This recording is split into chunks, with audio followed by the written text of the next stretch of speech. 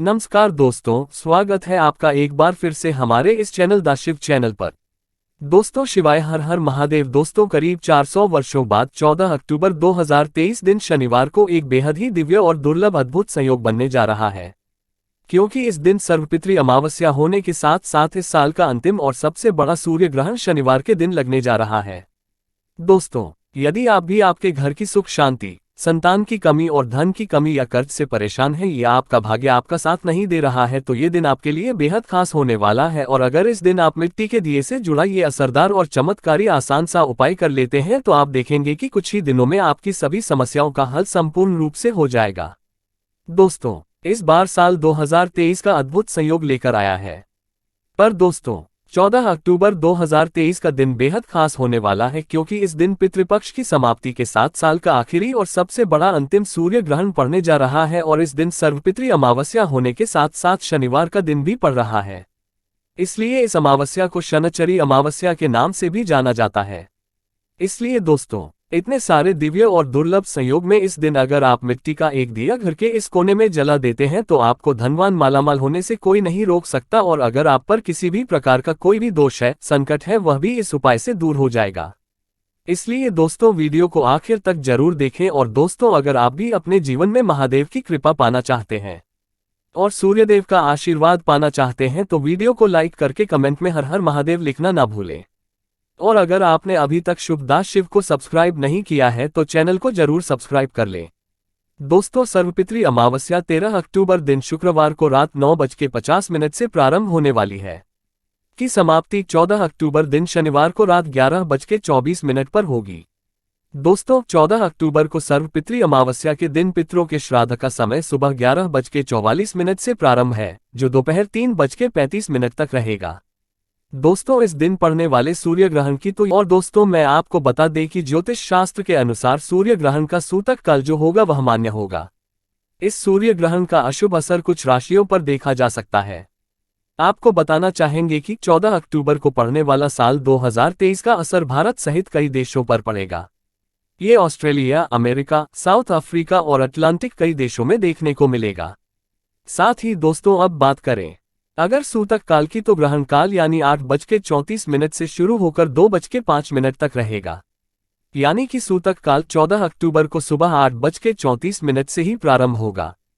तो आइए दोस्तों, अब आपको बताते हैं दिए से जुड़े चमत्कारी उपाय के बारे में। दोस्तों, दिए से जुड़े इस उपाय को आपको शाम को सूर्यास्त के बाद या रात्रि के समय करना है, किसी अन्य समय पर इसे ना करें। शाम को अच्छी तरह से हाथ पैर धोकर स्वच्छ वस्त्र परिधान करें। फिर एक दिया लेकर दिए में रुई की बाती लगाएं। दिए में शुद्ध घी भरें। घी ना हो तो शुद्ध सरसों का तेल ले सकते हैं। इस दिन में थोड़े से काले तिल भी डाल दें। इस उपाय के लिए आप मिट्टी का या किसी भी धातु का दिया ले सकते हैं या फिर आटे का दीपक भी बना सकते हैं। आटे में थोड़ा सा साफ जल मिलाकर बिना नमक के आटा गूंथकर इसे बनाएं। इस दीपक को आपको अपने घर के सबसे दक्षिण कोने में रखना है। अगर घर का दक्षिण कोना रिक्त नहीं है तो आप रसोई घर के दक्षिण कोने में इसे रखकर जलाएं। वहां भी रिक्त स्थान नहीं है तो घर के अन्य किसी भी कमरे में या घर के मंदिर के पास साफ स्थान पर इस दीपक को रखें। दीपक को ऐसे रखें कि इसकी बात ही दक्षिण दिशा की तरफ हो, यानी कि इसकी लौट दक्षिण की तरफ होनी चाहिए, जो कि पितरों की दिशा मानी जाती है। मान्यता है कि इस दिशा से पितृ धरती पर आते हैं। ऐसा माना जाता है कि ये दीपक पृथ्वीलोक छोड़ते समय पितरों के मार्ग को प्रकाशित करता है। इस दीपक को आसन अवश्य दें, सीधे जमीन पर ना रखें। दिए के नीचे कोई थाली रखें या फूल की पंखुड़ियां या थोड़े से साबुत चावल रख दें। सीधे जमीन पर रखा हुआ दीपक अपूर्ण माना जाता है। दीपक जलाने के बाद सबसे पहले आप प्रथम पूज्य गणेश जी का स्मरण करके उन्हें नमस्कार करें। फिर भगवान विष्णु और मां लक्ष्मी का स्मरण कर उन्हें नमस्कार करें। पितृ देवता को नमस्कार करें। ईश्वर से पितरों को मोक्ष मिलने हेतु प्रार्थना करें। पितरों से पितृ दोष से मुक्ति दिलाने की प्रार्थना करें। परिवार के सदस्यों पर कृपा दृष्टि रखने की प्रार्थना करें। फिर विष्णु जी के 12 मंत्र ओम नमो भगवते वासुदेवाय का 11 बार जाप करें। पितृ देवता के मंत्र का 108 बार जाप करें। मंत्र है ओम पितृ देवता ये नमः। किसी भी माला पर इस मंत्र का जाप कर सकते हैं। माला नहीं है तो चावल के या मिश्री के दाने पर गिनकर भी आप इस मंत्र का जाप कर सकते हैं। खास ध्यान इस बात का रखें कि मंत्र का जाप आपको दक्षिण दिशा की तरफ मुंह करके ही करना है। सर्वपितृ अमावस्या पर दक्षिण दिशा में इस प्रकार दीपक जलाने से और मंत्र का जाप करने से पितृ देवता खुशी खुशी तृप्त होकर अपने धाम वापस चले जाते हैं। उनकी कृपा से पितृ दोष पितृ आशीर्वाद में बदल जाता है। मंत्र का जाप करने के बाद आप अपने पितरों को, अपने पूर्वजों को नमस्कार करें। दोस्तों, यह उपाय करते समय कुछ बातों का विशेष ध्यान रखें।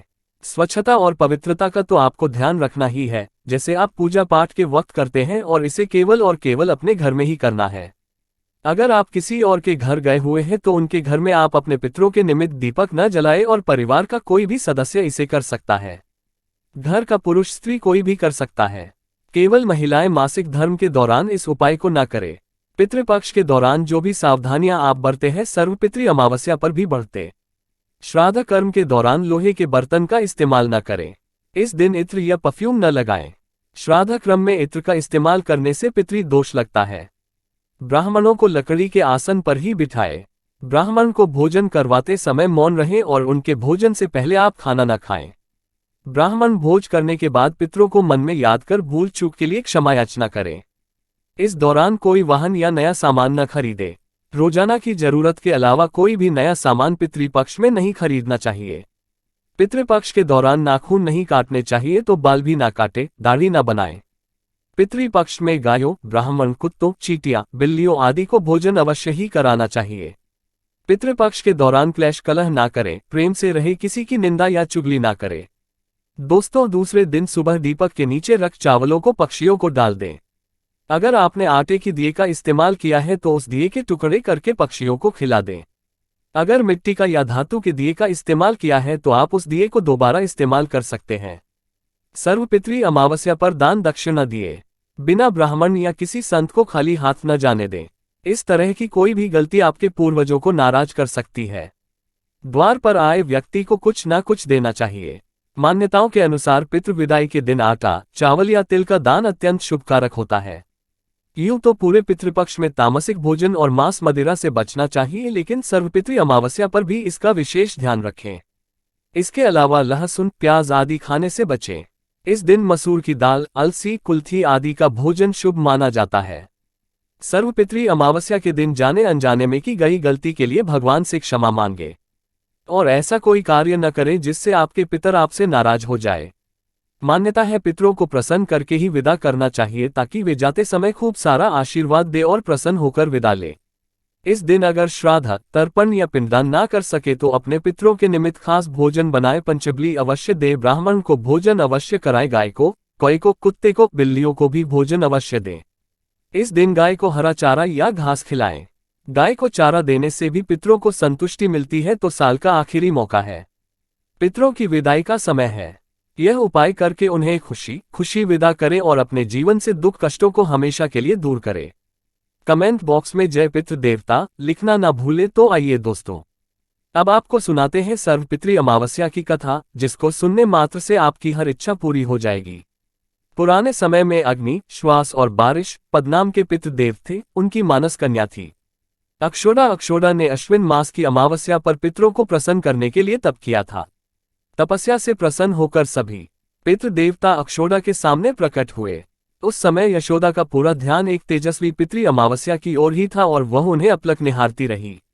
उसने अमावसु से कहा, वरदान में आप मुझे स्वीकार्य, मैं आपका संग चाहती हूँ। अक्षदा की बात सुनकर सभी पितृ देवता क्रोधित हो गए। उन्होंने उसे शाप दिया कि वह पितृलोक से पृथ्वीलोक जाएगी। ये सुनकर अक्षोड़ा को अपनी गलती का एहसास हुआ और वह क्षमा याचना करने लगी। तब पितरों ने दया कर उससे कहा कि वह मत्स्य कन्या के रूप में जन्म लेगी। भगवान ब्रह्मा के वंशज महर्षि पाराशर उस मत्स्य कन्या को पति रूप में मिलेंगे और उसके गर्भ से भगवान वेदव्यास जन्म लेंगे। इसके बाद फिर श्राप मुक्त होकर वह फिर से पितृलोक में वापस आ जाएगी। सभी पितरों ने अमावसु की प्रशंसा की और वरदान दिया कि आपने सौंदर्य और स्त्री के आगे अपने मन को भटकने नहीं दिया और अपने संयम और नियम पर आप टिके रहे।